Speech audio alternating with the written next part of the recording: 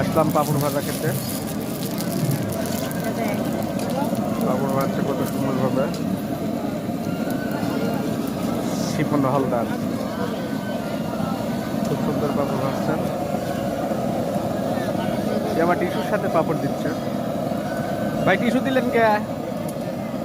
Tissue দিলাম ধরি খাওয়ার জন্য, যাতে হাতে তেল না ভরে। হ্যাঁ। আচ্ছা ধন্যবাদ। সবাই পাপড় খাচ্ছে, খুব সুন্দর। তেল কি সবসময় গরম থাকে? সবসময় বেচা কিনা কেমন হচ্ছে?